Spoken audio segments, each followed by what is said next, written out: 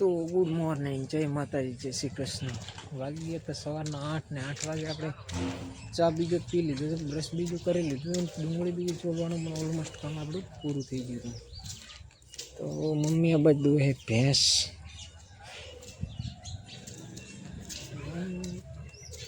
આપણે જવાનું ખેતરમાં ઓટો મારવા માટે.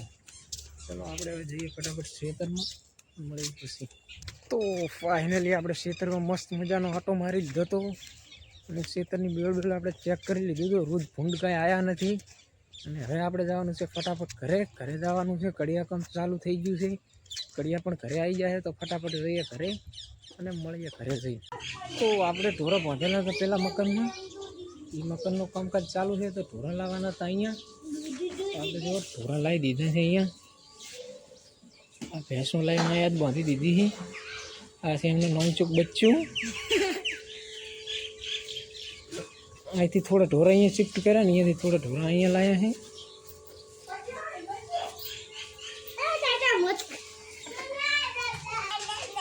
શું આવ્યો હે બાબુ? ચહી આવ્યો હે? ચાનું બચ્ચું થી હે બાબુ? ચહી લાવ્યું બચ્ચું હે છોકરા? ચહી લાવ્યું બચ્ચું?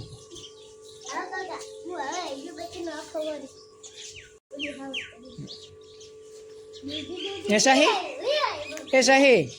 આ બચ્ચું ચહી લાવ્યું થી?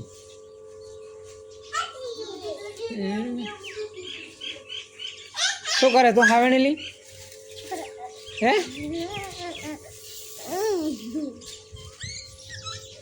તો ફાઇનલી ડુંગળી કટિંગ કરવા વાળો પ્રોગ્રામ ઓલમોસ્ટ આપણે થઈ ગયો પૂરો. હવે જવાનું છે દુકાને. આ જો કડિયા મથે અમારે દિલીપભાઈ, અમારે પરેશભાઈ.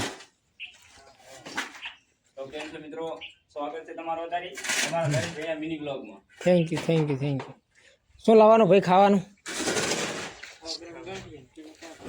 તો ફાઇનલી વાગી ગયા હતા 11:30 ને 11:30 આપણે કામકાજ ઓલમોસ્ટ કરી નાખ્યું તમારા ભાઈએ 0. અને હવે આપણે જવાનું છે ફટાફટ હનેહડા. તો બાઇક લઈને આપણે નીકળી હનેહડા. ત્યાં મિત્ર વચ્ચે બેઠો હોય, મિત્રને લઈ જવાનું છે. તો ફટાફટ નીકળી હનેહડા ને મળીએ પછી. તો વાગી ગયા હતા 12 ને 12 વાગે આપણે હનેહડાથી ડાયરેક્ટ આવી ગયા દુકાન. તો વાગી હતા 7 ને 7 વાગે આપણે આવી ગયા હતા ઘરે આવીને જમી લીધું. જમીન હવે જવાનું છે આરામ કરવા માટે. તો ઘરનાને બધાને ગુડ નાઇટ કહીને આપણે જઈએ આરામ કરવા.